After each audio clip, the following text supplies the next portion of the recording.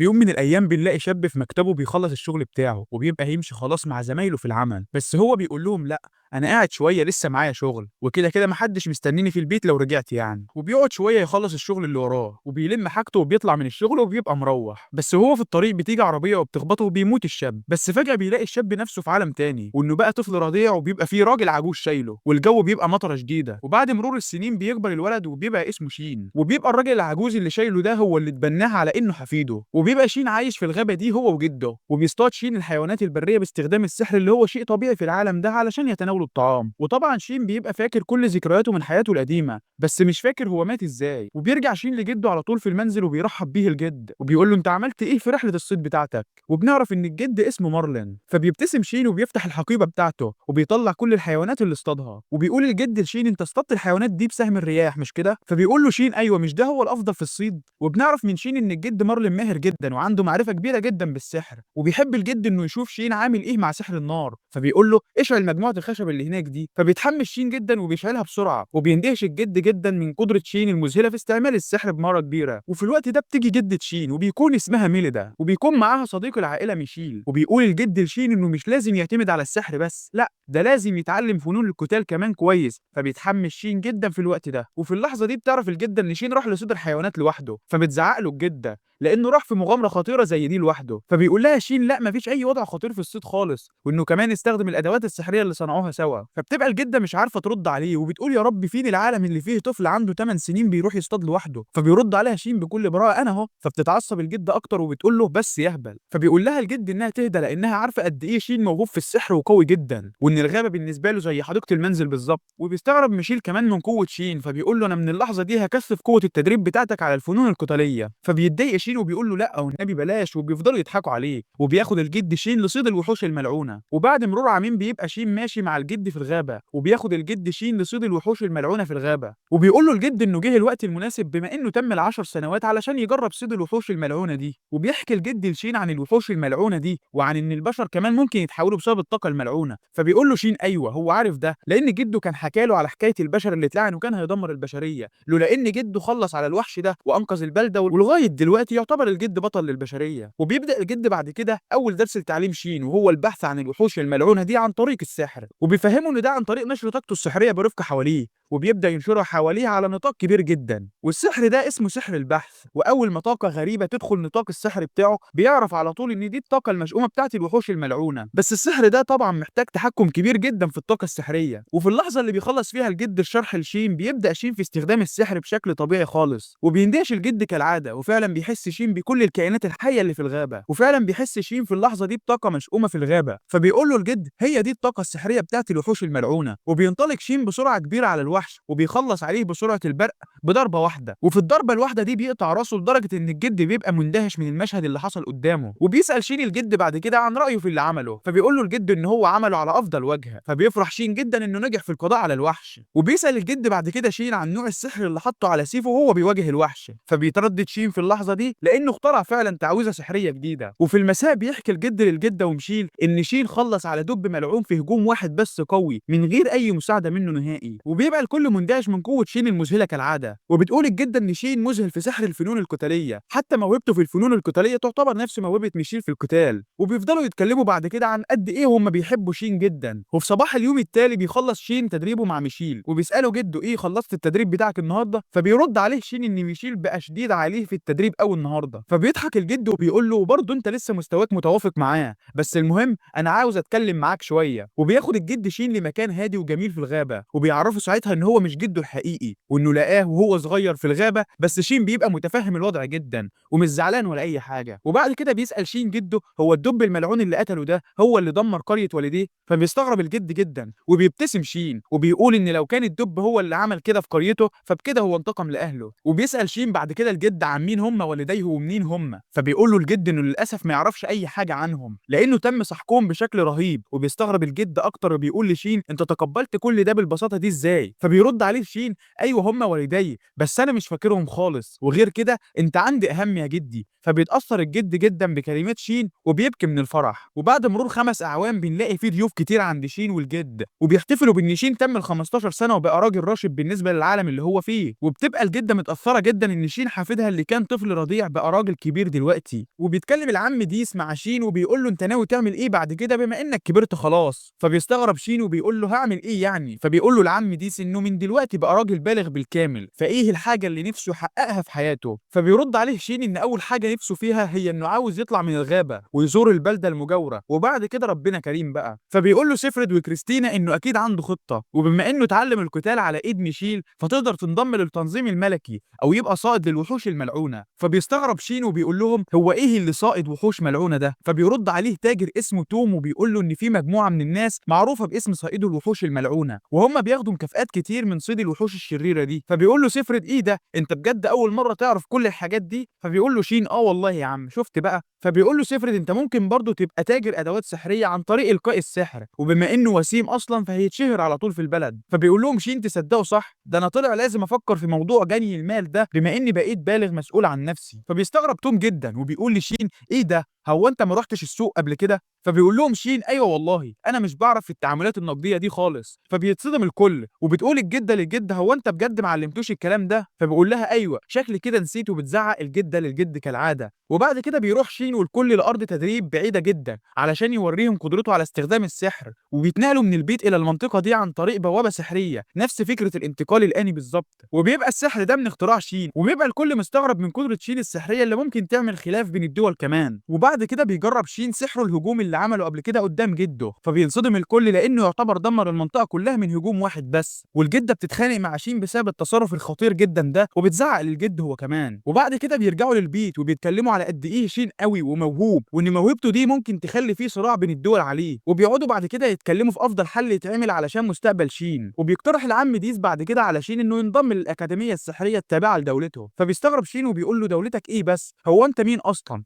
انت مش العم ديس وبس؟ فبيبدا العم ديس يعرف نفسه لشين وكل اللي موجودين كمان. فبينصدم شين ان ديس بيكون ملك البلاد، وبيقول كريس وثيغ لشين انهم الساحرين المرافقين لجلاله الملك ديس، يعني الحرس الملكي من الاخر. وميشيل بيكون قائد الحرس الفرسان المتقاعد. فبيفضل شين مصدوم من ان كل قرايبه اشخاص مهمين جدا في البلد. وبعد كده بيتفقوا على ان شين هينضم للاكاديميه خلاص، وعلشان كده بينتقلوا للبلده. واول ما بيوصلوا للبلده بيقول لهم الحارس انه عاوز يشوف بطاقه تعريفهم للدخول. فبيلاقي انهم البطلين العظيمين وحفيدهم، فبيندهش وبيبقى متوتر جدا. وبنلاقي ان البلده كلها فرحانه وسعيده، وبيكونوا عاوزين يقابلوا الجد والجده. وبعد كده بيوصل الجد والجده وشين لمنزلهم في البلده. فبيندهش شين من قد ايه هو قصر كبير وضخم ومليان بالخدم، وبيبدا الخدم يعرفوا نفسهم للعائله. وبيبقى شين متحمس جدا علشان يتجول في البلده، وفعلا بيبدا يتجول وبيشتري التفاح وبيتناوله في جولته، لغايه لما بيلاقي مجموعه من صياد الوحوش بيضايقوا بنتين من نفس سنه في الطريق. فبيروح شين بيساعدهم وبيمسك المجموعه دول وبينفخهم، وبيشكر البنتين شين جدا على مساعدتهم. وبعد كده بيروح شين مع البنتين الى مقهى في الشارع الرئيسي للبلده، وبيشكروه تاني على انقاذهم من الموقف الخطير اللي كانوا فيه. وبيبداوا يعرفوا نفسهم لشين. البنت الاولى ماريا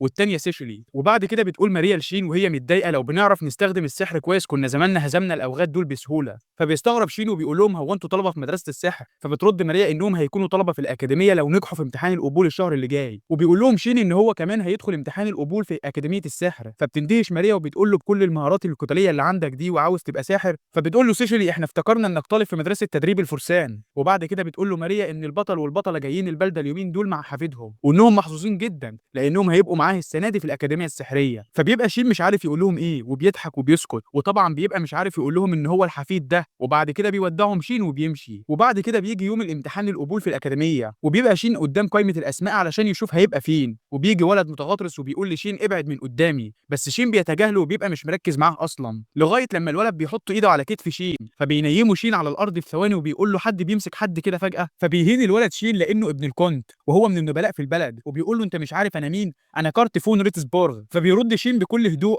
اهلا انا شين. فبيضحك على كارت كل اللي في المدرسه. فبيتعصب كارت اكتر وبيقول له: انا وريث الكونت يا غبي. وبيهين كارت شين. بس في اللحظه دي بيتدخل الامير وبيحل المشكله وبيبعد كارت عن المكان خالص. بس بيبقى شين مش عارف ده يبقى مين طبعا، لغايه لما الامير بيعرف نفسه لشين وبيقول له: انا اوغ فون ارلس هايد. فبيجمع شين الكلام وبيستنتج في الاخر ان اوغ هو الامير، وان هو ابن العم ديس يعني ابن الملك من الاخر. وبيقول له شين: يعني انا وانت ابناء عمومه مش كده؟ فبيضحك اوغ وبيقول له ايوه بالظبط، وبيبقى كل اللي في المدرسه مستغربين ازاي شين بيتكلم مع الامير اوغ كده. وبعد كده بتبدا الامتحانات وبيخلصوا الامتحان الكتابي وبيبدا الامتحان العملي للسحر، وبتؤمر المعلمه المشرفه في الامتحان الطلاب بالقاء السحر على الاهداف، وبيبدا الطلاب بالقاء تعاويذهم السحريه على الاهداف وبتبقى ضعيفه جدا، وبيبقى الطلاب مبسوطين جدا من نفسهم، وشين بيبقى مستغرب هم راضيين كده ازاي بالسحر الميت ده، لغايه لما المعلمه بتقول لشين جه دورك، وبتقول له ان الملك بيقول له انه يتحكم في قوته على قد ما يقدر. فبيتوتر شين وبيقول هو العم ديس فهمهم ايه عني بالظبط، وبيقول لها حاضر، وبيضرب الهدف باللهب الازرق بتاعه بيدمر الهدف نهائي والجدار كمان، وبتنصدم المعلمه والتلاميذ من قوه شين. وفي المساء بيكون المعلمين بيتكلموا على نتائج الاختبار وبيقولوا ان قد ايه شين قوي جدا، وطبعا بيكون شين صاحب اعلى درجه في الامتحان للعام ده. وبعد كده بيروح الطلاب لاستلام الزي المدرسي وادواتهم السحريه، وبتقول المشرفه لشين انه هيلقي خطاب لطلاب السنه دي بما انه صاحب اعلى درجه. فبيتوتر شين طبعا وبيقول لها ازاي ده يحصل في وجود الامير اوغ، وبيحاول يتهرب منها بس بيكون لبس خلاص. وفي الوقت ده بنشوف سيشلي وماريا واوغ وشين بيتعاملوا مع بعض بوديه جدا، وبيبقوا مستغربين مين شين بالظبط. وفي الوقت ده بنشوف سيشلي وماريا بيشوفوا ان شين واوغ بيتعاملوا مع بعض بوديه، وبيبقوا مستغربين مين شين بالظبط. وفي المساء بنلاقي الولد كارت بيحقد على شين ومليه الغضب لان شين بقى الاول على الدفعه. وفي الوقت ده بيكون شين بيطلع الزي المدرسي بتاعه وبيحاول يعمل عليه تعويذ سحريه افضل بكتير من اللي عليه، وبيطلع القلم السحري وبيمسح فعلا السحر اللي على الزي، وبيحط السحر بتاعه وبيبقى طاير من الفرح لما بينجح. وبتفتح الجد عليه الباب في الوقت ده علشان تشوف ايه الهيصه اللي هو عاملها دي، فبيوريها الزي بتاعه واللي عمله فيه، فبتنصدم منه ومن اللي بيعمله. وفي اليوم التالي بيوديه جده وجدته الاكاديميه، وبيبقى اليوم ده هو يوم حفل الدخول، وبتنبه الجده انه ما يقولش لحد خالص على اللي عمله في الزي بتاعه، فبيقول لها تمام. وفي اللحظه دي بياخد الكل بالهم ان البطل والبطله دخلوا المدرسه وبيجروا يرحبوا بيهم. وبعد كده بيجي اوغ وبيسلم على شين وبيقول له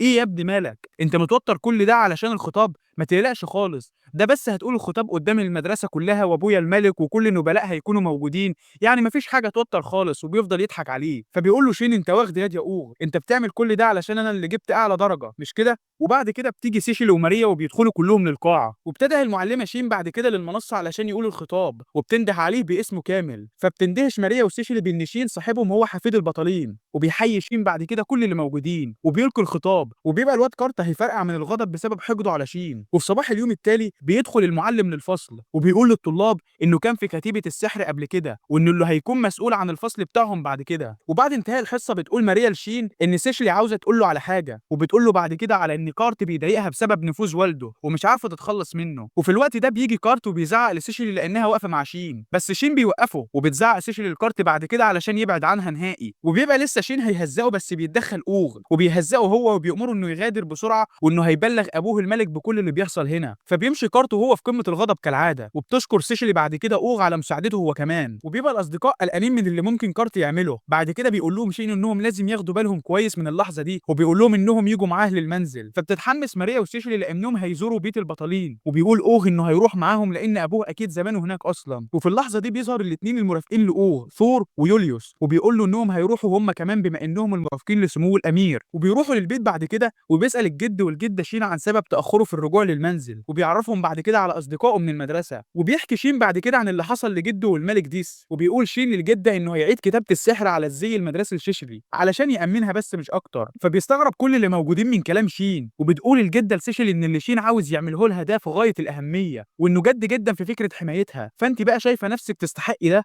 فبتتوتر سيشلي جدا، وبيقول شين للجده انت مكبره الموضوع كده ليه؟ فبتزعق له وبتقول له اسكت خالص، انت عارف الزي اللي انت عاوز تعمله ده مهم ازاي وايه قيمته؟ وبتقول له ان الزي ده هيبقى من فئه الكنوز الوطنيه بسبب السحر الممتاز اللي هيتحط عليه وانه هيبقى غالي الثمن جدا. وبتعيد الجده السؤال تاني على سيشلي انت شايفه نفسك تستحقي ده؟ فبتبكي سيشلي وبتقول انها ما تستحقش ده لا، وبتقول انها كده استغلت لطف شين علشان يساعدها، وبتبكي بشده. وبتعتذر سيشلي بعد كده لشين وبتقول له انها هتحل المشكله دي بنفسها فما يقلقش عليها، وبتعتذر للكل وبتبقى هتمشي، بس بتوقفها الجده وبتطمنها وبتهديها وبتقول لها انها هتخلي شين يعمل الزي بتاعها. وفعلا بيعمل شين الزي وبيعمل نفس السحر على زي اصدقائهم كمان. وبعد كده بيبقوا هيروحوا، فبيقول لهم شين انه هيساعدهم في المروح من المنزل بعد كده للمدرسه. فبيقولوا له ازاي، فبيوريهم البوابه السحريه للانتقال بتاعته، فبيندهش الكل وبيوريهم البيت اللي كان عايش فيه بعمق الغابه، فبيندهشوا من السحر الغريب بتاعه ده. وفي صباح اليوم التالي بيبدا شين في اصطحاب ماريا وسيشلي للمدرسه علشان الامان وكده، وبعد كده بيوصلوا للمدرسه وبيرحب الاصدقاء بيهم، وبيبقى في صديقه ليهم اسمها اليس جايه يدوب على الميعاد بالظبط،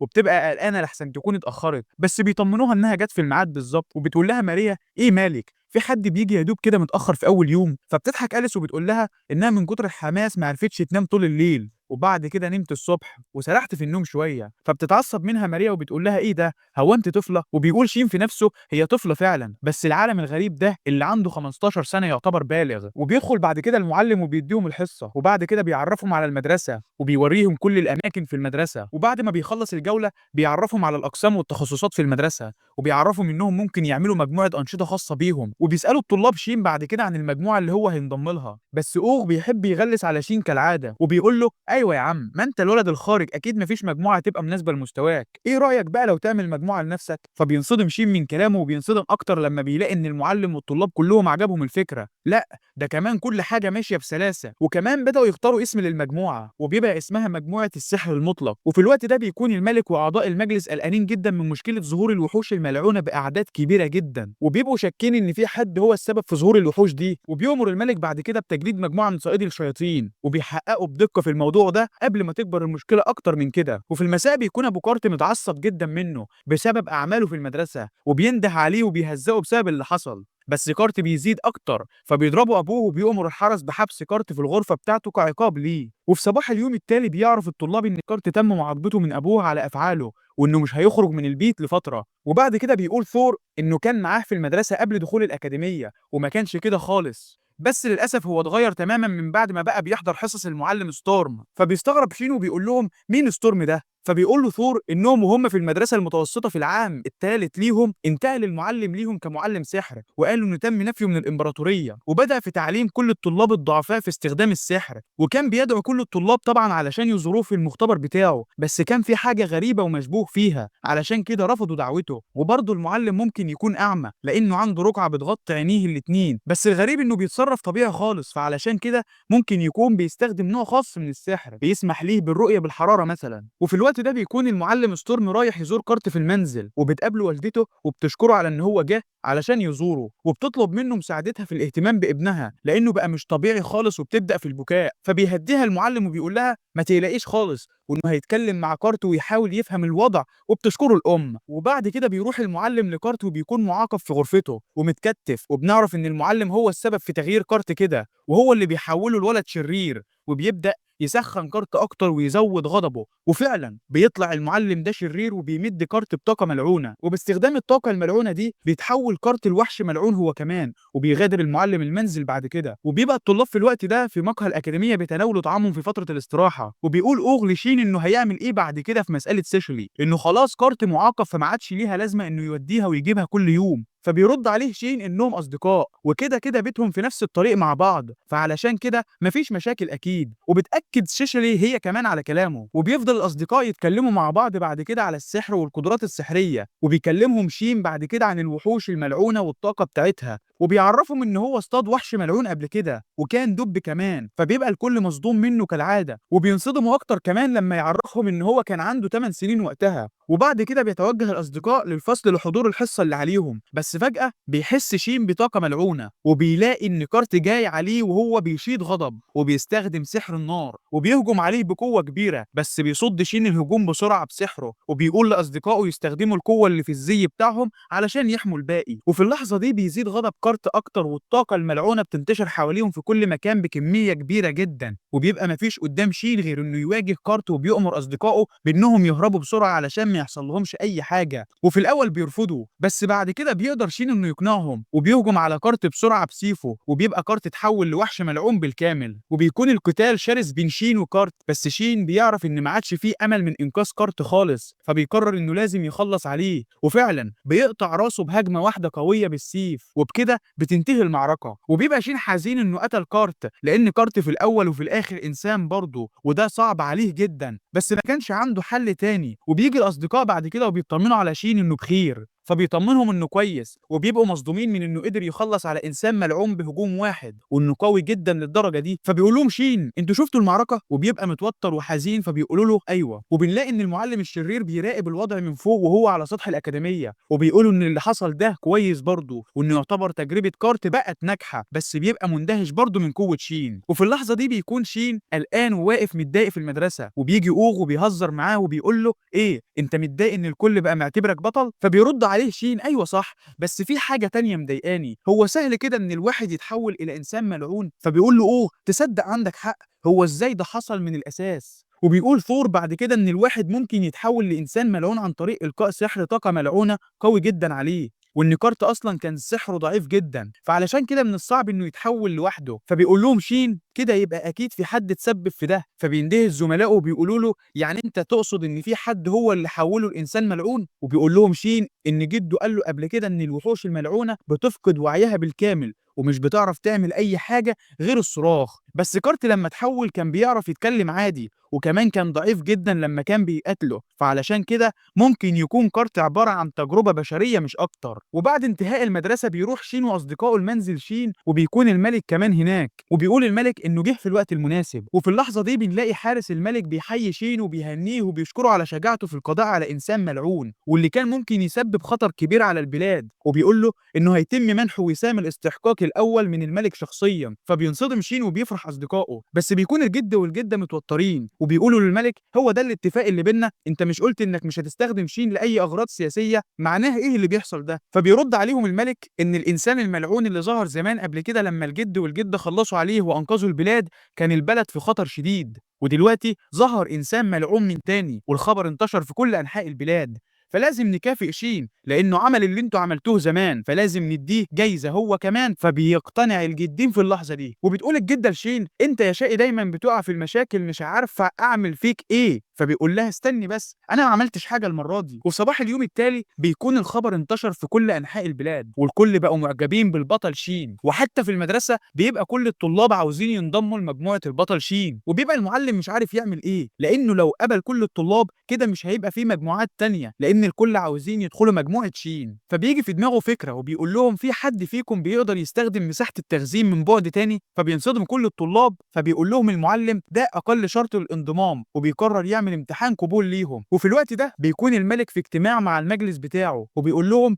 ان في احتمال ان ممكن يتم تحويل البشر لوحوش ملعونه، وبكده بيستنتج المجلس ان فتره التزايد اللي فاتت للوحوش دي كانت بفعل فاعل، وبيأمر الملك اتنين من القاده بتوعه بالتعاون في حل المساله دي بسرعه. وبعد كده بيقول شين لمارك انه عاوز يساله على حاجه في الحداده، وبيتفقوا بعد كده على عمل سيف جديد لشين بالمواصفات اللي هو عاوزها. وفي الوقت ده بيزور المحققين منزل كارت علشان يكشفوا اللي حصل، وبعد كده بيروحوا على منزل المعلم ستورم وبيبداوا يسالوه شويه اسئله، وبيسالوا المحقق عن اللي حصل لعينيه. فبيقول لهم انه اتولد في عائله نبيله في الامبراطوريه، وبعد كده اتهزم في صراع على زعامه العائله واتطرد بعد كده من المملكه وفقد عينيه. بعد كده حاول شخص من عائلته التخلص منه، وبيتكلم معاهم بعد كده عن سبب مجيئهم ليه النهارده. وفي منتصف الحديث بيقول المعلم انه متضايق من الحادث اللي حصل لكارت، فبيستغرب المحققين من انه عرف اللي حصل وبيشكوا فيه، فبيقولوا له انهم عاوزين منه خدمه وبيطلبوا منه انه يجي معاهم. فبيوافق المعلم وفعلا بيروح معاهم. وفي الوقت ده بيكون شين مع الاصدقاء وبتقول له سيشلي انت مالك سرحان في ايه؟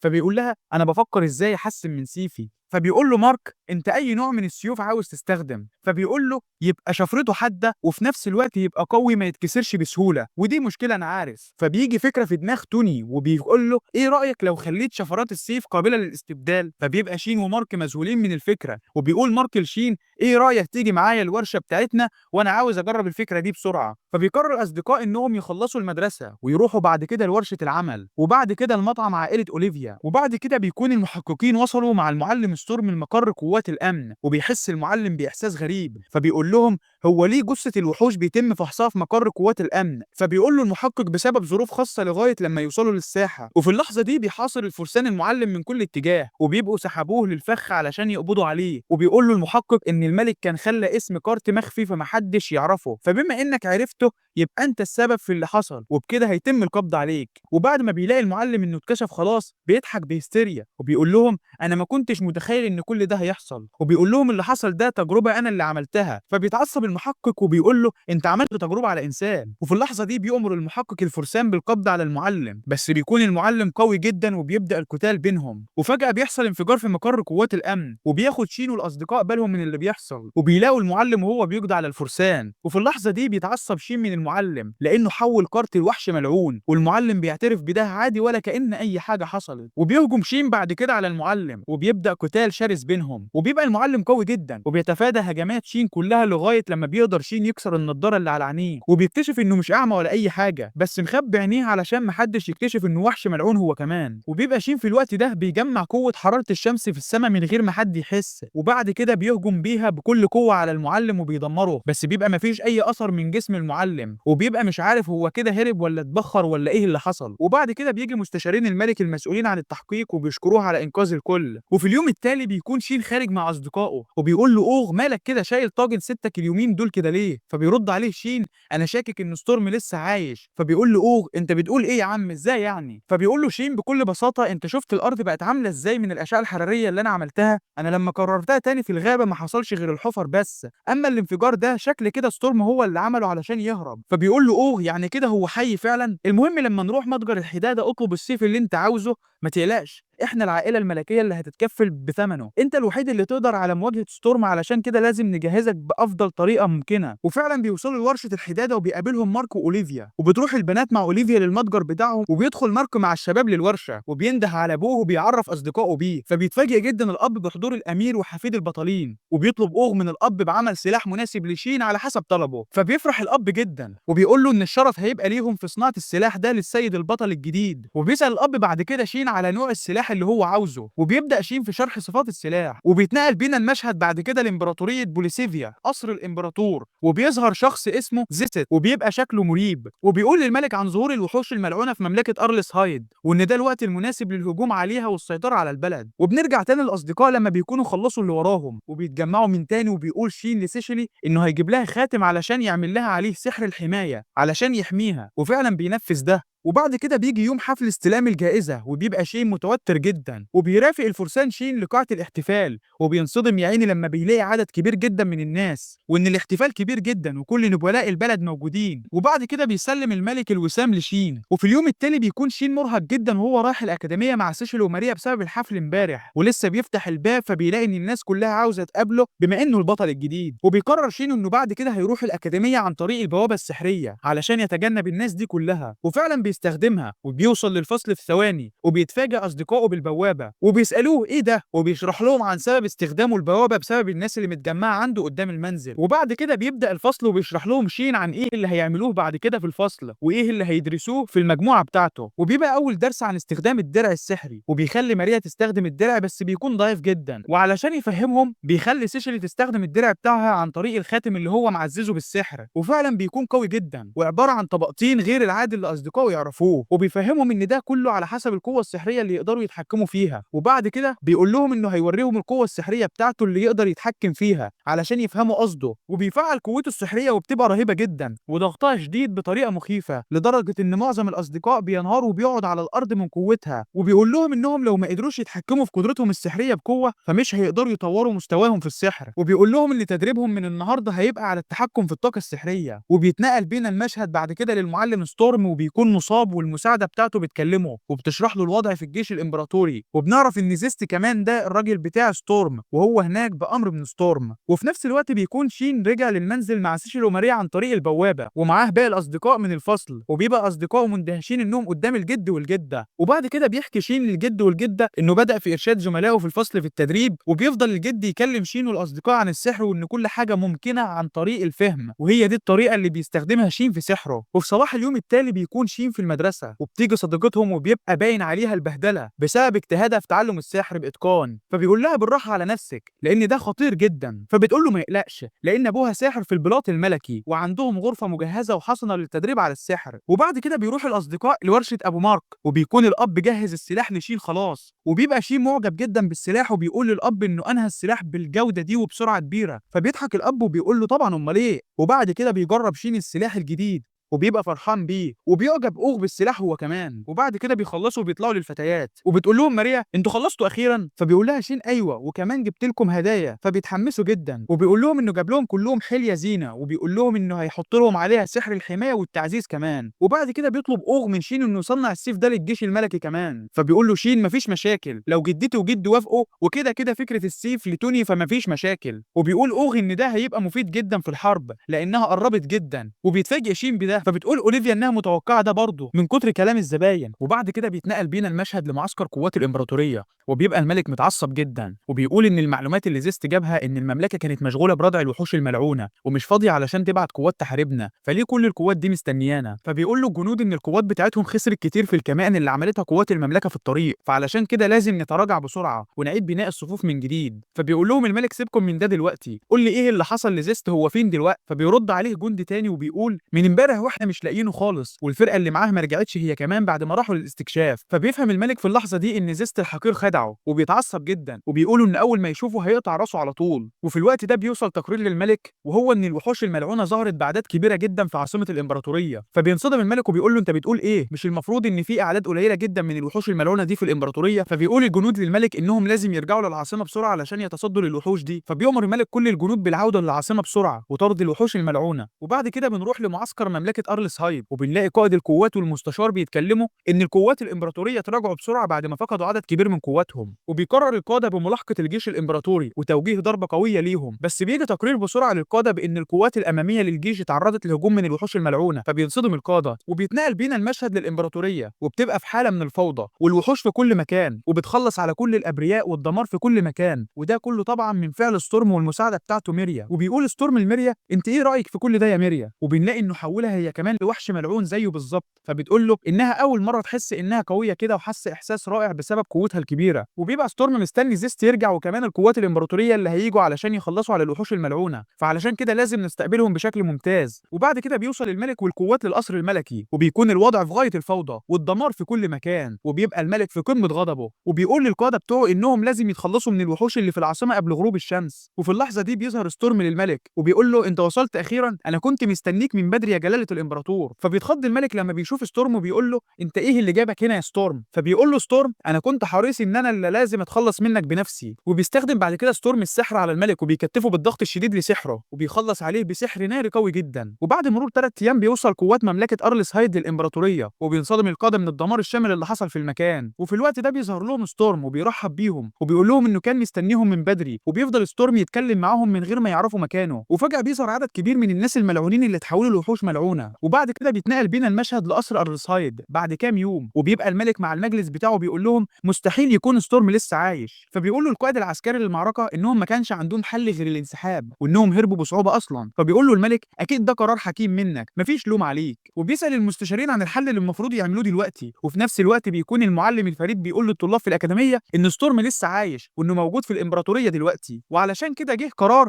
انه لازم على الكل رفع مستوى الجنود والطلاب في الاكاديميه. ومن اللحظه دي هيتم عمل تدريب مشترك بين السحره والفرسان. وبعد كده بيبقى الاصدقاء متضايقين فبيسال شين على السبب. فبيقولوا له ان طلاب مدرسه الفرسان دايما شايفين نفسهم اقوى مننا وبيقولوا علينا البراعم. وفي نفس الوقت طلاب مدرسه السحر بيتريقوا على طلاب الفرسان وبيقولوا عليهم كتله العضلات. وبيفضل الاصدقاء كلهم متضايقين من الفرسان جدا. فبيقول لهم شين عادي كلنا لينا نقاط قوه وضعف. فبتقول له ماريا طيب ما انت قوي وبتعرف تستخدم السحر والفنون القتاليه. فمش بيعرف شين يرد عليها. وبعد كده بتقول له سيشيلي انت مين اللي علمك الفنون القتاليه يا شين؟ فبيقول لهم ان ميشيل هو اللي علمه وان تدريبه ليه كان في غايه القسوه. فبينصدم كل الطلاب وبيقول لهم ايه اللي بيحصل؟ هو انا قلت حاجه غريبه ولا ايه؟ فبيقول له توني بكل اندفاع انت قلت ميشيل مش كده؟ انت تقصد ميشيل كولينغ مش كده؟ فبيقول له شين ايوه هو في ايه فهموني. فبيقول له يوليوس يعني انت تقصد القائد السابق للفرسان السيد ميشيل؟ فبيقول لهم ايوه انا فاكر انه قال حاجه زي دي قبل كده. فبينصدموا جدا وبيقولوا له يعني انت اتعلمت السحر من مارلين العظيم والوسم السحري بالادوات من البطله العظيمه والمبارزه من السياف العظيم ميشيل. فبيستغرب شين وبيقول لهم سياف عظيم ايه؟ فبيقول له ثور انت ما كنتش تعرف مفيش حد ابرع من ميشيل كولينغ في استعمال السيف ده، حتى ان لقبه بقى السياف العظيم. فبيقول لهم بالنسبه لي كان مدرب قاسي بس مش اكتر. فبيقول له الاصدقاء بما ان ميشيل العظيم هو اللي علمك فكده انت افضل من طلاب مدرسه الفرسان في المبارزه كمان يا شين. فبيقول لهم شين مش مهم كل ده دلوقتي، المهم اننا نندمج في المهمه ونندمج مع بعض في التدريب. وبعد كده بره بوابه العاصمه بيقسم المعلمين الطلاب السحره والفرسان لمجموعات، كل مجموعه فيها 4 فرسان و4 سحره وهيدخلوا الغابه بعد كده لاباده الوحوش الملعونه. وفعلا كالعاده بيبقى الطلاب الفرسان بيستحقروا السحرة وكمان شين البطل، وبتقول ماريا لشين شفت مش قلت لك دول مجرد حمقى مش اكتر. وفعلا بيتنقل الفرق للغابة وبيبقى فريق شين عبارة عن 8 اشخاص، هو واوغ وماريا وسيشيلي واربع فرسان، وبيبدأ الفرسان يعرفوا نفسهم بعد كده للسحرة، وبيبقى كريس قائدهم وهو صاحب الرتبة الأولى، ومعاه ميراند صاحبه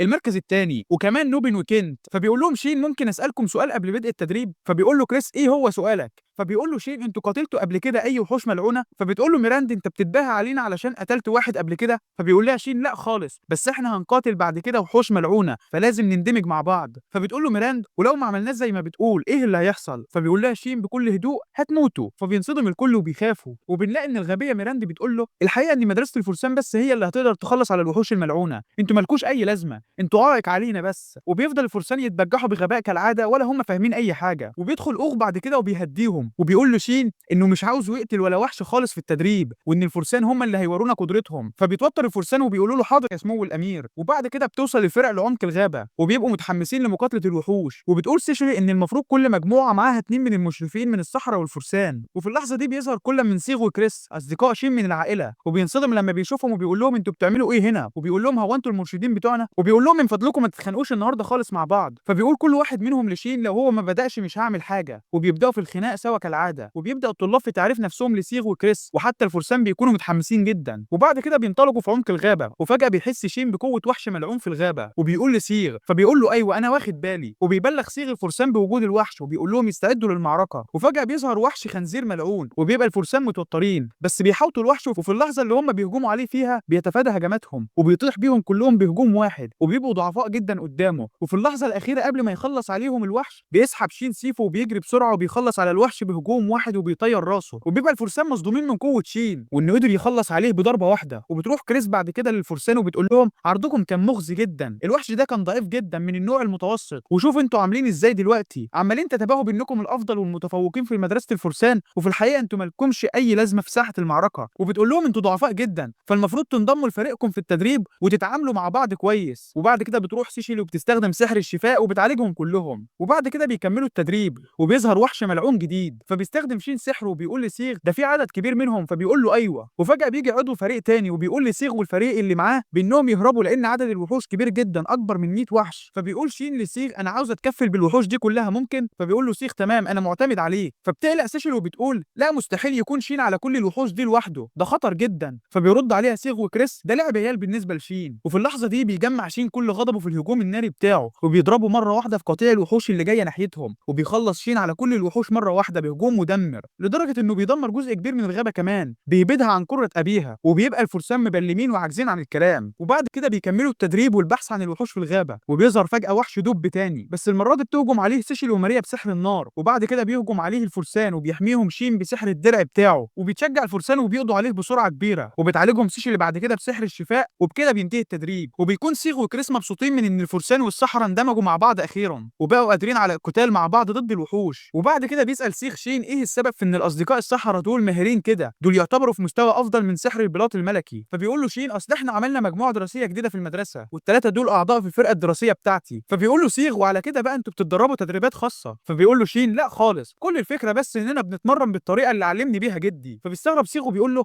بس كده انت متأكد؟ فبيقول له شين ممكن بس اكون علمتهم ازاي يقدروا يتصوروا السحر لما يستخدموه. فبيقول له سيغ ايوه كده يا اخي، هو ده السبب الحقيقي، بعبارة تانية هم بيتعلموا السحر زيك مش كده؟ وبيطلب سيغ من شين يعرف اللي المجموعة بتاعته بتعمله في تعلم السحر. فبيرد عليه شين مفيش مانع خالص، وبيجي اوغ وبيحشر مناخيره في كل حاجة كالعادة، وبيقول لشين استنى بس كده انت افكارك هتبقى تابعة للجيش الملكي وده الملك وعد انه مش هيحصل. وبينتهي التدريب بعد كده وبيرجع الجميع وبيحكوا لشين عن اللي عملوه في التدريب. وبعد كده بيقول اوغ ان اعضاء مجموعة السحر المطلق ما عدا شين هيخضعوا لاشراف وطني بعد التخرج، وممكن يبقوا فريق خاص تحت مراقبة اوغ. على طول مش عارف اوغ ده لازمته ايه اصلا غير انه امير بس. تمام خلينا نكمل. فبيفرح الاصدقاء انهم هيبقوا اهم وحده قتاليه في المملكه، وبيطلبوا من شين انه يعلمهم اكتر عن السحر. فبيقول لهم تمام. وبعد عده ايام بياخدهم شين للتدرب في منطقه شاسعه وبيبدا تدريبهم فيها، وبيظهروا قوه مدهشه فعلا. وبعد كده بينده اوغ على الفريق من تاني علشان يدينا خطاب من خطاباته اللي ما بتخلص، وبيقول لهم انه هيقول لهم عن معلومات مهمه ما ينفعش تتقال للعامه. فبيقول له شين يعني انت هتفشي بسر الدوله؟ وبيقول لهم انهم من النهارده مش من عامه الناس، وانهم بقوا جزء مهم من القوات الجيش في الحرب القادمه. وبيدرك الاصدقاء بعد كده الموقف اللي هم فيه وان الوضع خطير جدا وانهم بقوا وحده خاصه من اللحظه دي. فبيقول له شين طيب ايه بقى المعلومات الخاصه الجديده اللي هتقولها؟ فبيرد عليهم اوغ ان التقارير بتقول ان الوحوش الشيطانيه بتثير اعمال الشغف في كل انحاء الامبراطوريه، والاضرار هناك بقت كارثيه، وان المشكله ان اعداد الوحوش بتزيد كل يوم بسبب الهجوم، يعني في حاجه بتتسبب في تحول الناس الى وحوش ملعونه. فبيقول له شين زي اللي حصل لكارت مش كده؟ فبيرد اوغ ايوه ممكن تقول كده، وبيتعصب شين في نفسه وبيقول ستورم يا وغد انت بتفكر في ايه تاني؟ وبيقرر شين بعد كده بانه يعمل مخيم تدريب لفريقه، وبيبقى الكل فرحانين وهيبقى في العطله الصيفيه، وبيفكروا بعد كده هيعملوا المخيم فين، وبيقرروا ان التدريب هيبقى في المكان هنا، بس الاقامه هتبقى في منزل عائله سيشلي في منطقه الينابيع الحاره بتاعتهم. وبيقول شين الفكره للجد والجده بعد كده، وبيوافقوا بشرط يبقى فيه اشراف، وبتبقى هي الجده الاشراف في الاخر. وبعد كده بيستعدوا كلهم علشان يروحوا للمخيم، وبيلاقي الطلاب ان البطلين كمان هيروحوا معاهم، فبيبقوا طايرين من الفرح. وفي الطريق بيقابل الفريق مجموعه من الوحوش، وبيقرروا انهم يواجهوا الوحوش دي، وبيبدا القتال، وبيعملوا قرعه بعد كده علشان يشوفوا مين اللي هيقاتل الوحوش دي منهم، وبتكسب بنت من الفريق وبتخلص على كل الوحوش بهجوم واحد بسهوله. وبيقول الجد والجده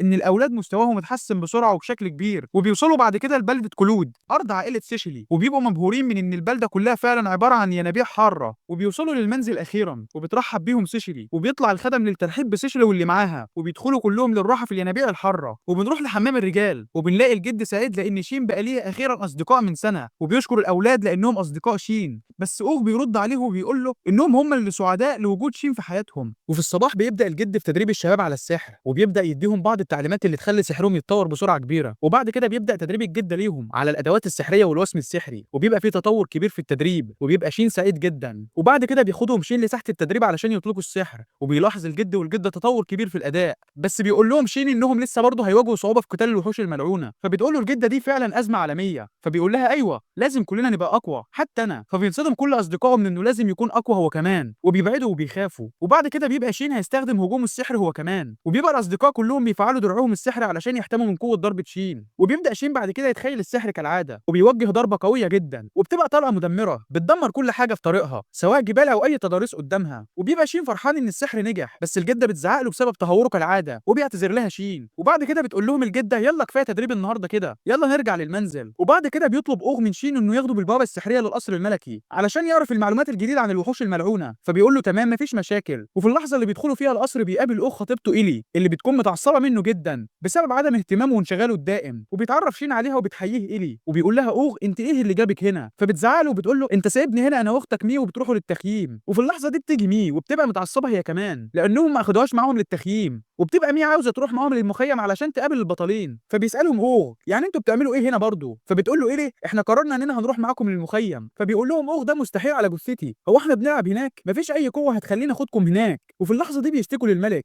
وبيقول له الملك ايه المشكله لما تاخدهم معاك؟ وبكده بيتم اقرار انهم هيروحوا معاهم. وبيبقى شين فرحان في اوغ المره دي بما ان هو اللي بيغلس عليه كل مره. وبعد كده بيتجولوا في البلده شويه وبيتناولوا الطعام، وبيرجعوا بعد كده للمنزل، وبترحب بيهم سيشري جدا وبيشكروا على استضافتهم. وبعد كده بيستمتعوا في الايام اللي بيقعدوها في المخيم بالتدريب واللعب. وفي صباح يوم من ايام التدريب بيستيقظ شين وبتقابله سيشري وبتطلب منه طلب، وانهم لازم يقابلوا والدها النهارده قبل ما يروح العمل بما انهم هيبقوا مخطوبين. فبيقول لها ايوه طبعا يلا علشان نقابله بسرعه. وفعلا بيروحوا يقابلوا والد سيشلي وبيتكلموا بعد كده في تفاصيل الخطوبه، وبيبقى شين موافق على كل حاجه وبيبارك لهم والد سيشلي، وبيبقى الكل سعداء في اللحظه دي. وسيشلي بتكون محرجه جدا. وبنرجع تاني للمخيم وبيبقى الكل بيتدربوا باجتهاد كبير وبكل طاقه وعزيمه، وبتبقى ايلي بتتفرج على اللي بيحصل ومش مصدقه نفسها بسبب القوه السحريه الهائله اللي بتطلع من هجمات اصدقاء شين. فبيقول شين اظن كفايه كده احماء. فبتنصدم ايلي وبتقول له احماء ايه يا عم؟ انتوا ناويين تفجروا العالم ولا ايه؟ وبيجي الجد وبيقول لايلي ومي ايه رايكم في اللي انتوا شايفينه؟ انتوا كنتوا عاوزين تتفرجوا. وبيقول لهم الجد ايه رايكم انتوا كمان تجربوا السحر؟ فبترفض ايلي وبتقول انا ماليش في السحر خالص. اما مي بتبقى متحمسه وبيبدا معاها الجد باساسيات التحكم في السحر، وبتجرب مي وفعلا بتنجح وبتبقى فرحانه جدا. وبيقول لها الجد والجده انت ممتازه بالنسبه لعمرك، انت شكلك كده عندك المؤهلات علشان تبقي ساحره يا مي. وبيتنقل بينا المشهد للعاصمه في الامبراطوريه، وبنلاقي ان الدمار في كل مكان والبلد ما عادتش نافعه من الاخر وبقت خرابه. وبنلاقي ستورم بيقول لميريا قولي لي ايه الوضع دلوقتي؟ فبتقول له ان بسبب الهجمات اللي على القوافل في الطريق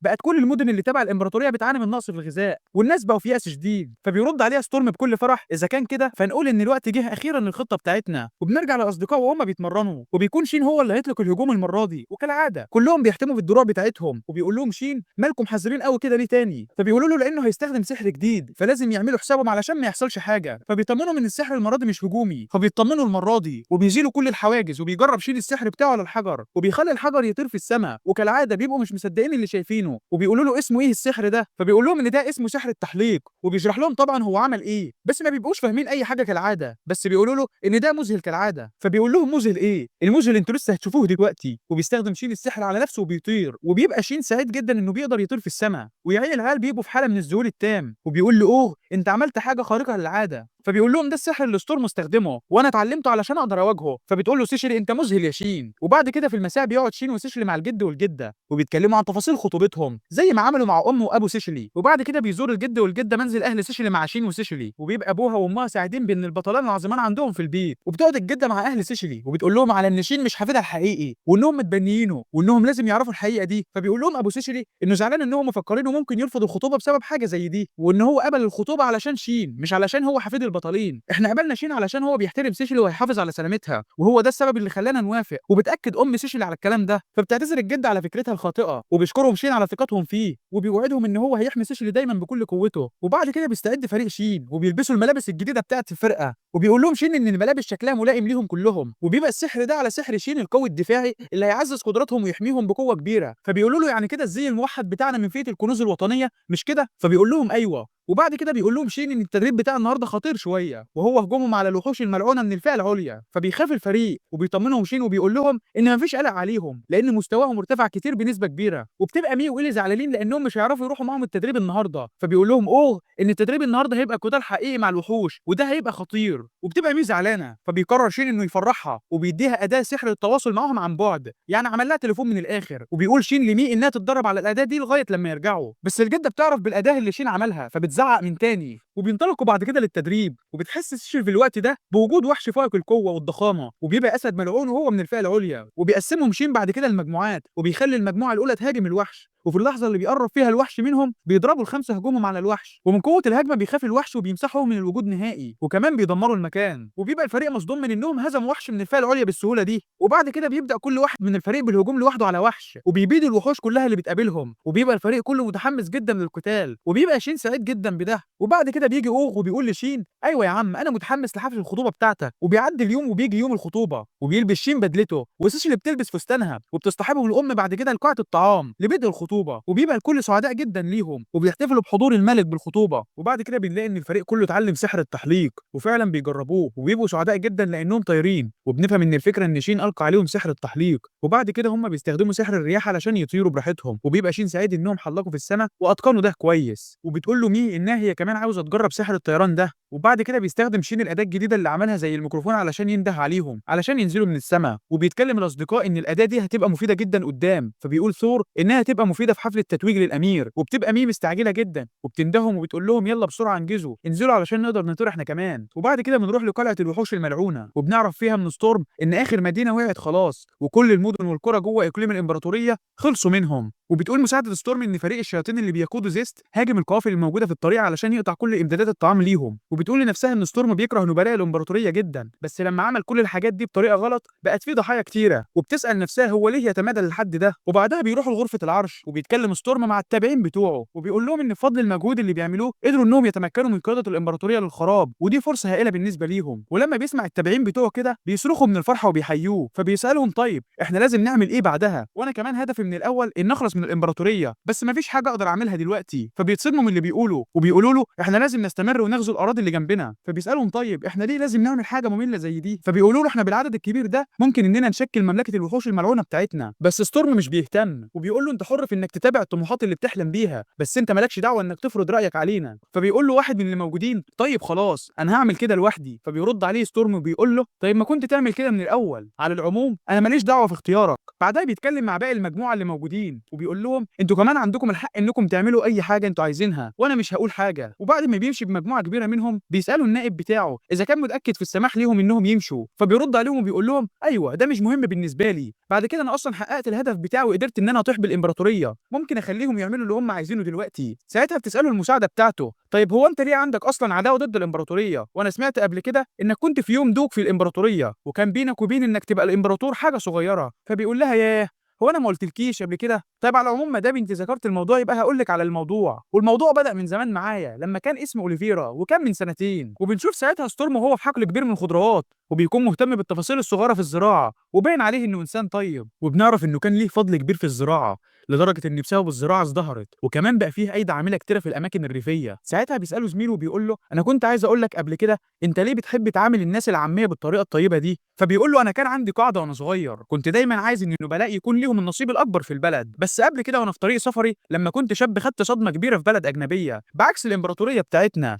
البلد ما كانش فيها نظام الاستعباد وحتى العاميه فيها بيعيشوا حياه جميله ومرتاحين ماديا، وانا لما اكتشفت الاختلاف ما بين الناس العاميه هناك والناس العاميه اللي في الامبراطوريه بتاعتنا ادركت ان ده هو اللي لازم يبقى عليه المستقبل بتاع الامبراطوريه. وبعد كده بنشوفه وهو في القصر بتاعه وبيكون قاعد في المكتبه بيقرا شويه كتب، فبتدخل عليه مراته وبتقترح عليه ان هو يستريح شويه النهارده، وبتقول لي ان دي حاجه جميله فعلا انك عمال تشتغل علشان الشعب بتاعك بس انت مش مركز على صحتك خالص. وبتكون مراته دي اسمها اريا وبتكون حامل، فبيقوم لها ستورم وبيقول لها لا انت اللي لازم تركزي على صحتك اكتر مني، واللي في بطنك ده هو الكنز اللي تباركنا بيه. وبعد كده بنروح لمكان تاني وبنشوف واحد اسمه فون وهو بيتكلم مع مجموعه من الناس حواليه وبيطلب منه واحد منهم انه يستدعي اوليفيرا لعاصمه الامبراطوريه، وده علشان هو مسبب مصدر ازعاج ليه. فبيوافقوا اللي حواليه على قراره وبيقولوا ايوه طبعا هو مصدر ازعاج لينا لان في مجموعه كبيره من الناس العاميه بيمشوا من الاقليم بسببه، وبيكون باين عليهم متعصبين جدا من الحوار ده. وبيكمل فون كلامه وبيقول ان هو لو استمر يساهم بالفلوس عشان الامبراطوريه هيبقى اكبر الضامنين فيها وهيبقى الامبراطور في الاخر،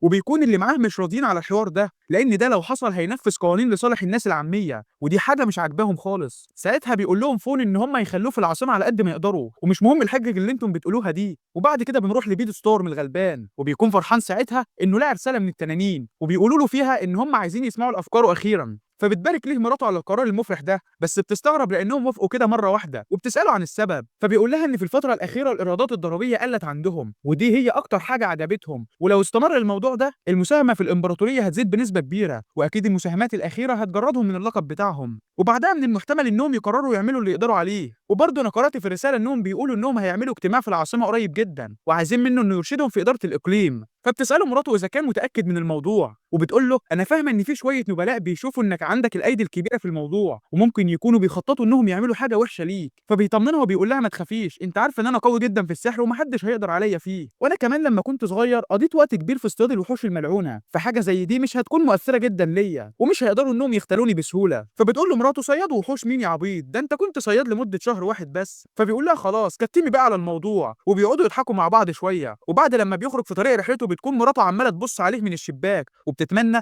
انه ما يحصلش ليه اي حاجه وحشه. وبعد كده في القريه بنلاقي ان في شخص ضايع فيها وبنعرف ان ده تاني شخص يحصل فيه الموضوع ده، والمشكله ان كل الناس اللي مفقودين دول بيكونوا نساء واطفال، وبيكون الموضوع ده مش بيحصل في المنطقه دي بس لا ده كمان بيحصل في كذا منطقه. وبيوصل في الوقت ده مجموعه من الشرطه العسكريه من العاصمه للناس وبيتكلموا معاهم على الموضوع الاختطافات اللي حصلت من فتره قريبه، ولما بيسمعوا الناس ان الشرطه بتقول ان في اختطافات فعلا حصلت بيتصدموا، بس الشرطه بيقول لهم ان هم يوطوا صوتهم وبيعرفهم ان في معلومات كمان عندهم بتقول ان الاشخاص اللي بيتم اختطافهم بيتم بيعهم كعبيد بعدها، وبيسالهم اذا كانوا سمعوا اي حاجه عن الموضوع ده. وبعد كده بنلاقي ان دي اصلا كانت كلها خطه من فون علشان يوقع اوليفيرا، واول حاجه في خطته كانت انه يخطف شويه ستات واطفال من القريه ويدبس فيها اوليفيرا، وبعدها يبعت شويه من رجال الشرطه علشان يتهموا اوليفيرا بالموضوع. طبعا هو مش بيكون موجود ساعتها علشان يقدر يدافع عن نفسه، والناس في الوقت ده بتكون عماله تتكلم عن الموضوع بس بيكونوا لسه مش مصدقين. وفي الوقت ده بيكون اوليفيرا خلاص قرر انه يرجع البلد بتاعته علشان يشوف مراته اللي وحشته، وبيكون فون في الوقت ده بيجهز انه خلاص يخلص على اوليفيرا وبيحط مجموعه من النساء اللي مختطفين في عربيه ومحطوط عليها اسم اوليفيرا وبيخلي المزارعين تقبض عليهم. وفي اللحظه دي بيكون المزارعين كلهم اتعصبوا جدا عليه والقرار انهم يمسكوا النار في ايديهم ويروحوا على البيت بتاعه، وبعد ما بيروحوا على البيت بتاعه بيبداوا انهم يولعوا فيه وفعلا بيولعوا في بيته وبيقتلوا مراته، ومش بيفضل عايش من الحوار ده كله غير اوليفيرا. ولما بيروح يشوف الحريق عند بيته بيتصدم من اللي قدامه، ولما بيروح عند مراته بتكون خلاص ماتت فبيعيط وبيقول للناس اللي حواليه طيب هي دي جزاتي علشان كنت بعاملكم بطريقه كويسه انكم كمان تقتلوا مراتي وابني اللي لسه ما اتولدش. وبيقولوا له المزارعين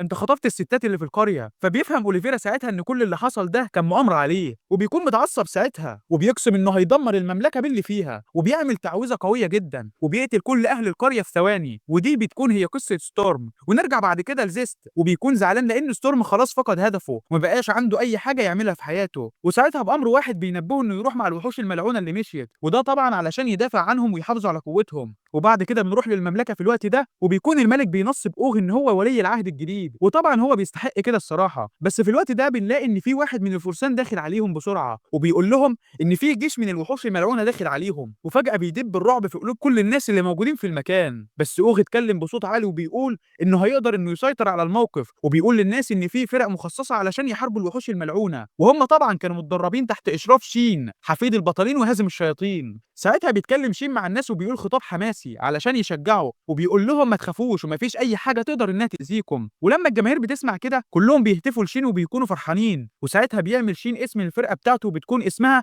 السحرة القصوى، وبعدها بيعمل حركه حماسيه كده وبيستخدم سحر الطيران على كل اصحابه وبيخليهم يقدروا انهم يطيروا في السماء. ولما الجماهير بتشوفهم وهم بيعملوا كده بيتحمسوا اكتر وبيكونوا واثقين انهم في حمايه السحرة دول. وبعد كده بنشوف جيش الوحوش الملعونه وهو بيقرب من القلعه، وبيلاحظ الناس والحراس اللي موجودين فوق القلعه انهم قربوا منهم جدا وبيكونوا متكونين من مجموعات كبيره. ساعتها بيأمر القائد انهم ياخدوا مواقعهم ويستعدوا للدفاع، وبيطلب من واحد من جنوده انه يبعت استغاثه لمملكه ارلس هايد فورا. بس الموضوع بيقعد فتره على ما توصل التعزيزات. ساعتها بيكلم القائد الجنود وبيقول لهم ان هم يحرسوا الجدار بكل اللي عندهم وما يسمحوش لاي مخلوق انه يدخل للمدينه ويأذي المدنيين. وبعدها بيشغلوا الادوات السحريه علشان يحمي السور من هجمات الناس الملعونه دي. وبعد كده بنشوف شين وهو طاير مع اصحابه وبيتكلم مع اوغ وبيكون متضايق منه لانه لما طلب منه يخترع اسم للمجموعه ما كانش مستعد انه يعمل كده وجاب اي اسم على دماغه، وبيكون متضايق لان الاسم العبيط اللي هو اختاره تلاقيه دلوقتي انتشر في كل انحاء المملكه. ساعتها بيعرفهم واحد من صحابه انهم قربوا على الحدود، ولو هم كانوا مشوا المسافه دي بالعربيه كان الموضوع هياخد منهم ايام، بس هم ما قعدوش اكتر من كذا ساعه. وبتكون البت ماريا متوتره من انهم هيواجهوا الوحوش الملعونه، بس شين بيطمنها وبيقول لها ما تخافيش انت دلوقتي بقيتي اقوى بكتير من الوحوش الملعونه. ساعتها بيوجه كلامه لسيشل وبيقول لها انا عايزك تعالجي المرضى، وبيقول لباقي اصحابه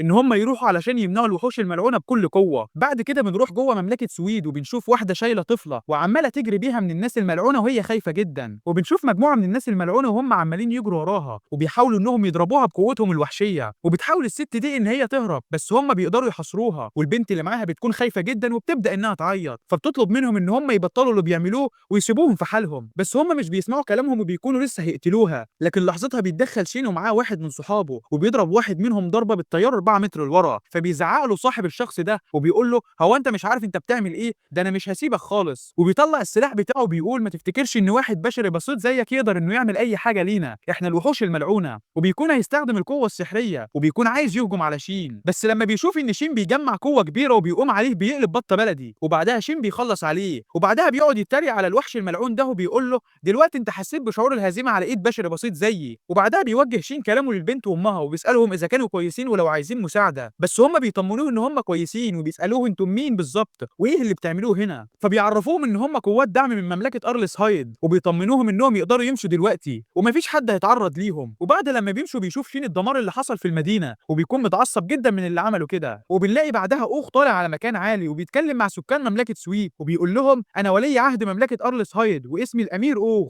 وبيقول احنا اكتسبنا القوه اللازمه علشان نيجي نحميكم ووصلنا للارض دي، ما تخافوش انتوا تقدروا تطمنوا دلوقتي، واحنا هنتعاون مع الحراس الملكيين بتوعكم وهنطرد الوحوش الملعونه من المدينه. وبعدها بيوجه كلامه للوحوش الملعونه وبيقول لهم انما انتم بقى مصيبتكم مصيبه، وده علشان احنا عندنا في صفنا رادع الشياطين البطل شين. وما بيسمع الناس منه الكلام ده بيتحمسوا جدا وفعلا بيتمسكوا بالامل. وفي الوقت ده بنشوف ملك مملكه سويد وهو عمال يتفرج على اوغ وبيكون فرحان ان التعزيزات وصلت ليهم. وبعد كده بنلاقي شين بيوزع المهام على اصحابه وبيطلب من سيشل انها تروح علشان تنقذ المصابين في المدينه، فبتوافق وبتقول له ما تخافش انا هقدر انقذ اكبر عدد اقدر عليه. وقبل ما يمشي بتقول له وانت كمان خلي بالك. وفي الوقت ده بنلاقي واحد من الوحوش الملعونه عمال يراقب شين وبيسأل نفسه ايه هي مقدار قوة الشخص ده. وبعدها بنشوف 2 من صحاب شين رايحين علشان يقاتلوا واحد من الوحوش الملعونة، وبيبدأ الوحش يتريق عليهم وبيقول لهم انا ما كنتش اعرف ان هتقاتل مع شوية عيال صغيرة، فبتتعصب البنت عليه جدا وبتكون عايزة انها تضربه، بس صاحبتها لين بتمنعها في اخر لحظة وبتفكرها انها مش بتعرف تتعامل مع اي موقف وهي متعصبة، وبتفكرها انها برضه بتتعامل مع وحش ملعون، فبتحس البنت بغلطها وبتقول لها خلاص انا هقاتل بشكل كويس من هنا ورايح. بس بتقول لها مين تقاتلي مين يا عم، خلاص انا خلصت عليه وقدرت ان امزج دمج الرمل مع الميه وخلصت عليه بسرعه. وفي الوقت ده بيسمعوا مره واحده صوت صريخ واحد من الفرسان، ولما بنروح نشوف فيه ايه بنلاقي واحد من الوحوش الملعونه عمال يعذب في فارس، بس ساعتها بيسيروه الاتنين البنات وبيقدروا انهم يخلصوا عليه بسرعه. وبعدها برضه بيروحوا على شويه الوحوش الملعونه وبيقدروا برضه انهم يخلصوا عليهم بسهوله. وبنلاقي ان في شويه من الشياطين راحت على المستشفى اللي بتعالج فيها سيشلي علشان يقضوا على الناس اللي فيها. بس شين كان في الوقت ده عامل حسابه وامر اتنين من صحابه انهم يحرسوا المستشفى بكل قوتهم، وفعلا بيقدروا انهم يخلصوا على الشياطين برضه بكل سهوله. وبرضه في الوقت ده بيكون شين ماسك الوحوش الملعونه ومش حللهم ومش سايب اي حد فيهم غيره وهو بيقتله، ومحدش فيهم قادر انه يعمل معاهم اي حاجه. وبيكون الوحش الملعون اللي كان عمال يراقب شين مصدوم من قوته الكبيره ومش عارف هو هيقدر يتصرف معاه ازاي، ده مفيش حد قادر ان هو يتقاتل معاه اصلا. وطبعا بيكون بسبب كميه الطاقه السحريه الكبيره اللي عند شين. وبعدها بنروح لاوغ وماريا وهم بيقاتلوا واحد من قاده الشياطين وبيحاولوا يتكلموا معاه علشان يعرفوا منه اي معلومه، بس مش بياخدوا منه اي حاجه. وبتحاول البنت انها تهجم عليه بسرعه بس من غير اي فايده، وبيهجم الوحش الملعون تاني على ماريا بس البدله بتاعتها بتقدر انها تحميها، فبتتعصب البنت ساعتها وبتهجم عليه بكل قوتها بس بيقدر انه يتفادى الضربه دي. ساعتها اوغ بيبص على ماريا كده وبيتفقوا انهم يهجموا عليه مع بعض، وفعلا بيبداوا انهم يهجموا عليه مع بعض، وده بيؤدي انه يكسر الحاجز السحري اللي عليه. وبيكون لسه هيتكلم بيلاقي اللي خارج قلبه من ورا ومش بيلحق يعمل اي حاجه. وبيكون الملك سويت في الوقت ده اطمن شويه وبيقول شكل كده القتال بيجيب اخره واحنا اتصرفنا. وبنشوف في الوقت ده زيست وهو بيراقب المعركه من بعيد وبيقول شكل كده هعيد حساباتي لما شفت قوه شين. وبعدها بيقرر انه هيجمع الوحوش الملعونه كلها وهينسحبوا، بس ميرا مش بتقرر معاه نفس القرار وبتكون عايزه تقاتل شين. ومره واحده بنلاقيها بتسيح البوابه اللي قدامها وبتبعدها عنها بسرعه وبتقول تعالوا نشوف انتم هتعملوا ايه قدامي يا بشر انتوا. وبنروح بعد كده على سيشلي وهي بتعالج المصابين في الحرب وبيكون في عدد كبير منهم لكنها بتقدر انها تعالجهم كلهم، ولكنها مره واحده بتلاقي واحده غريبه جايه عليها وبتطلب منها انها تعالج جوزها بسرعه. ولما بتروح هناك بتلاقي جوز الست دي عمال ينزف بطريقه شديده جدا وبتكون حالته صعبه على الاخر. ساعتها بتطلب منها مراته انها تنقذه وبتقعد تتوسل ليها وبتقول لها انها تعمل لها اي حاجه علشان تنقذه. وطبعا سيشلي بتوافق انها تعالج الراجل ومش بتسيبه. وفي الوقت ده بيكون شين مصدوم من قوه ميرا السحريه وبيقول واحد من الفرسان انها في مستوى مختلف خالص من اي شخص موجود في ساحه المعركه دلوقتي. وبتكون ميرا لسه هتهجم عليهم بس في اللحظه دي بيتدخل اتنين البنات الصغيرين وبيعرفوا انهم يصدوا الضربه وبيزعقوا للجنود اللي وراهم وبيقول لهم ان هم يمشوا من هنا دلوقتي ولو ما سمعوش كلامهم هيكونوا عبء عليهم. وبعدها بيقعدوا يقاتلوا مع بعض وبيهجموا كذا هجمه سحريه لدرجه ان أليس بتوقع المبنى اللي قدامها من قوتها السحريه بس مش بتلحق تكمل الهجمه بتاعتها. وبتلاقي ميرا بتهجم عليها من وراها بس هي بتعالج نفسها، لكن ميرا برضه بتتدخل وبتعرف انها تهزم أليس وبتمسكها كدرع علشان ليه ما تقدرش تهجم عليها. تقعد بعدها تتريق عليهم وبتقول ان الاسلوب القتال بتاعهم ضعيف جدا. وبعدها بنشوف الوحش اللي كان بيراقب شين وهو بيلاحظ ان في تعزيزات وصلت وبيسال نفسه اذا كان ده هو السيد زيست، وبيعرف ان دلوقتي الموضوع بقى في صفهم وبيأمر كل الوحوش الملعونه انهم يتراجعوا دلوقتي وبيأمرهم بكده. ولما بيسمع مجموعه من الوحوش كده بيتضايقوا شويه وبيسالوا هم ليه لازم يتراجعوا، وقبل ما يلحق واحد منهم يكمل كلامه بيلاقي فيه هجمه عليه وبتقتله وبيكون اللي عامل كده هو شين. فبيحاولوا باقي المجموعه انهم يفلتوا من شين وبيجروا بكل قوتهم بره المدينه، بس شين بيكون عليه وعلى اعدائه وبيهجم عليهم حتى وهم بيجروا وبيقدر ان هو يخلص على جزء كبير منهم، بس بيكون فيه عدد صغير قدر انه يهرب ولسه بيكون هيخلص عليهم. فبيلاقي ان فيه هجوم قوي جوه المدينه وبيعرف ان الاهم دلوقتي انه يروح عندهم. وفي الوقت ده بتكون ميرا لسه حابسه أليس وبيحاول اتنين تانيين من صحابهم انهم يساعدوهم بعد ما كانوا بيراقبوها من بعيد، بس لما بيقرروا انهم يتدخلوا بتقدر ميرا انها تغلبهم بسهوله وبتكون لسه هتخلص عليهم كلهم. بس قبل ما تبدا تعمل اي حاجه بتلاقي ان شين ظهر قدامها وبيأمرها انها تقف حالا. ولما بيشوف شين صحابه واقعين على الارض ومتصابين فبيتعصب جدا وبيكون عايز انه يقتل البت ميرا. وبتصحى في الوقت ده ليه من غيبوبتها وبتقول لشين خلي بالك البنت دي مش مبتدئه خالص في استعمال السحر. فبيطمنها شين وبيقول لها ما تخافيش انا كمان مش مبتدئ زي ما انت عارفه، وبيوجه بعدها كلامه ليوري وبيطلب منها انها تهتم بالباقي. ساعتها بيبدا في الهجوم على ميرا وبيكون واضح من الاول ان التفوق القتالي لشين وبتعرف ميرا كده، فبتحاول انها تلاقي اي فرصه علشان تستغلها. وفعلا بتلاقي مجموعه من صحاب شين موجودين وبيحاولوا انهم يساعدوه، فبتستغل كده وبتهجم عليهم مره واحده وبتبعدهم عن طريقها علشان تقدر انها تهرب. بس شين مش بيرضى انه يسيبها تجري كده بعد كل اللي عملته وبيستخدم سحر التعزيز بتاعه علشان يجري وراها. وبتكون ميرا في الوقت ده عايزه تفجر المكان على اللي فيه، ولما بيلاحظ شين كده بيأمر واحده من اصدقائه انها تعمل حاجز سحري وتحمي باقي اصحابها. ولما بيخلص الهجوم ده من عليهم بيكونوا كلهم كويسين بس البت دي بتقدر تهرب في الاخر. وبعد ما بيخلص الموضوع بيتكلموا على ميرا وبيقولوا عليها انها قويه جدا فعلا ومن المحتمل انها جنديه سابقه او صياده حتى، وبيسالوا هو ايه كان الهدف من الهجوم ده اصلا. وبعدها بيتفقوا انهم يبداوا يدوروا على الوحوش الملعونه وبيقول لهم اوغ انهم يخلي بالهم من نفسهم وما يحطوش نفسهم نفسهم في مواقف خطرة. وبنروح بعد كده للمجموعة اللي قدرت تهرب من الوحوش الملعونة، وبيكون منهم الولد اللي كان بيراقب شين، وبيتكلم ساعتها مع ميرا، وبيعرف منها ان زيست كان عاوز منها انها تعمل فرصة ليه. وبيكون الوحش الملعون ده متضايق لان شين وباقي اصحابه كان عندهم قوة هم مش متوقعين خالص انها تبقى عندهم، وكمان هم خسروا جنود كتيرة في المعركة دي. وبنلاحظ ساعتها ان ستورم كان عمال يراقب كل اللي بيحصل من فوق، وكان بيشوف كل حاجة من الاول. وبعد كده بيروح شين واوغ على المكان اللي بيكون فيه المصابين، وبنشوف بعدها سيشلي وهي بتحاول تعالج جوز الست دي، بس بيكون باين ان الموضوع صعب عليها وهي مش قادرة تعمل كده خالص مع انها بتحاول بكل قوتها. ولما بتعرف ان مفيش حاجة تقدر تعملها بتبدأ انها تعيط وبتعتذر للست دي وبتقول لها مع الاسف مش قادرة اعمل حاجة ليه، وسحر الشفاء ما بيقدرش يعالج كل حاجة. وفي الوقت ده بيظهر شين وبيقول لها انت كده مش هتقدري تساعديه يا سيشلي، وسيبيني انا ممكن اقدر اتعامل معاه. ولما بيبدأ شين انه يحاول يعالج الراجل بيستغرب من ان هو لسه عايش اصلا، وبيكون الفضل في ده راجع لسحر الشفاء بتاع سيشلي. وفعلا بعدها بشويه بيقدر انه يعالج كل جروح الراجل وبيكون تنفسه استقر خلاص. وبعد ما بتسمع مراته الاخبار دي بتفرح جدا وبتشكر شين على اللي هو عمله مع جوزها. وبعدها بفتره بيروح شين وباقي المجموعه بتاعته عند الملك سويد وبيقعدوا مع بعض شويه. ساعتها بيسال اوغ الملك وبيقول له انا في حاجه مش فاهمها في هجوم الوحوش الملعونه المره دي. واحده من الحاجات دي ان شويه من الوحوش الملعونه كانوا موجودين في هجوم الامبراطوريه بس بعدها على طول ما كانوش موجودين هنا. وبيكون اوغ حاسس ان الهجوم ده عباره عن هجوم مضلل ليهم بس مش بيكون في اي هجوم تاني في اي حته. وبعدها بيقول للملك انه عايز يعمل تحالف ما بين الدولتين ويعملوا جبهه قتاليه موحده، فبيوافق الملك وبيقول له تمام احنا هنتناقش في الموضوع ده برضه. وبعد كده بيرجع شين وباقي اصحابه للمملكه بتاعتهم وبيلاقوا ترحيب حار من اهالي المملكه والحراس. بعدها بيتكلم اوغ مع ابوه وبيعرفه انه عنده تقرير عن الحادثه دي لازم يقوله. وبعد ما بيقعدوا في الغرفه الرئيسيه بيفهم الاب ان الملك سويت قبل بالعرض ده، وبيطلب اوغ من ابوه ان هو يكون المتفاوض الخاص مع الدول التانيه، وبيقول انا امير وعضو في الصحراء ودي هتكون حاجه من السهل بالنسبه ليا ان اقعد على طاوله المفاوضات. فبيوافق ابوه طبعا على العرض ده. وبعد كده بيتكلم شين مع جده وجدته وبيقول لهم انتم لازم تروحوا معاهم علشان تشوفوا العالم براحتكم. وبنروح بعد كده لمملكه الوحوش وبيتكلم ستورم مع زيست وباقي اعوانه وبيقول لهم مش انا حذرتكم قبل كده وقلت لكم انكم تسيبوا شين براحته. فبيعتذروا ليه على اللي هم عملوه وانهم عملوا شغل وحش جدا. فبيقول لهم ليه انتوا بتعتذروا اصلا انا كنت عايزكم تعملوا كده من الاول. وبعد كده بنشوف الملك وهو بيودع اوغ ابنه وبرضه شين وهو بيودع جده وجدته. وبعد ما بيخلصوا السلام على بعض بيتكلم اوغ مع شين وبيقول له يلا بقى الوقت جه. وفعلا بيستخدم شين سحر الطيران عليهم وبيطير بيهم في السماء على طول.